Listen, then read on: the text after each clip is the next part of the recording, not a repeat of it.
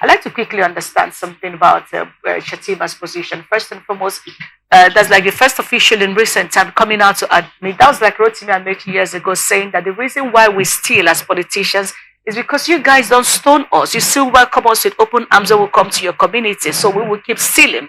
So this is Shettima saying, these people are angry with us. We need to do something about it, create jobs and do this and do all of that. Let's talk about that before we quickly talk about the aspects of those who are calling for cessation and his position.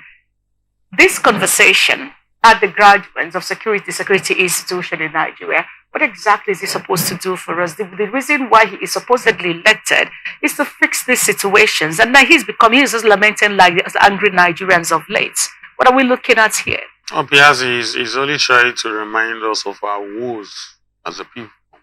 Which is among the class of those who created the woes, by the way. I'm happy he has admitted that Nigerians are not happy with government. I'm equally happy that he said that there is need to improve the quality of governance. And who is saddled with the responsibility to improve the quality of it? It's they, the leaders, elected officers in government. You know, I'm sure he understands what anger could cause in a society. We are talking about insecurity. We are talking about banditry. We are talking about a whole lot of social vices. Internet fraudsters. People are getting depressed, frustration. All about Japa syndrome. So, at what point will this anger get to that it becomes an uncontrollable situation, that it becomes chaotic? 10 to 20 years or less. It might, or less. 20 years is like forever. You know, we have started seeing people, you know, doing the unthinkable.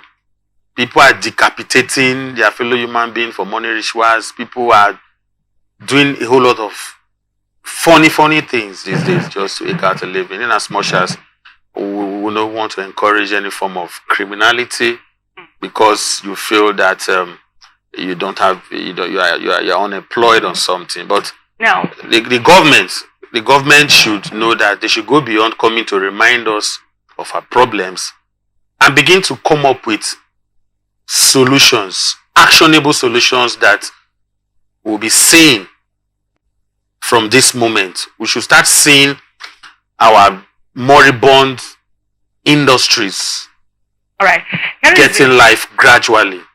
Now, having said that, he knows that Nigerians are angry with them, with governments and elites over their inability to provide jobs and what have you. Now, a section of these angry Nigerians happen to be the IPOB and the Nnamdi Kanu, their leader, who are clamoring for cessation. And he's saying that such people don't see beyond their noses. Because according to him, he's compared what's going on in Syria, Israel, and all of that, and talking about Brexit and all of that. If you are not fixing the issues raised by these people, for instance, Nnamdi Kanu have been in detention for God knows how long. He's meant to be in court sometime next week, 15th, and all of that. No conversation about all of that. No political approach, no form of understanding is being shown to these people. And you tell them, well, on the same breath, we are not doing well. We have failed the people, and these are the consequences. And one of the consequences is the call for cessation. And you're saying they don't see beyond their noses. Is that a statement expected from a chief executive, someone in the capacity of a vice president, who should know that you are talking about aggrieved people whom you have also admitted that they are angry with your class? Well, it depends on semantics. You know, it may not really be something intent to bring down or reduce whatever cause they are fighting for. I wouldn't want to go deep into that because it's a perception most times, determine a whole lot of things. I mean, it could also be that that you are taking this kind of actions. You may not know the consequences that it will be causing your people, even when you want to talk about the sit at home and all of that, But what is the government doing to ensure that? Good. That's why I'm coming. I also know that governments have failed in a whole lot of responsibility. And when I say government, I'm not referring to the federal government alone. I'm equally referring to other tiers of government. You see, people most times forget that state governors and local government chairmen, they have enormous responsibilities. In fact, they are the closest tier of governments close to the people. And the failure of leadership starts from that point.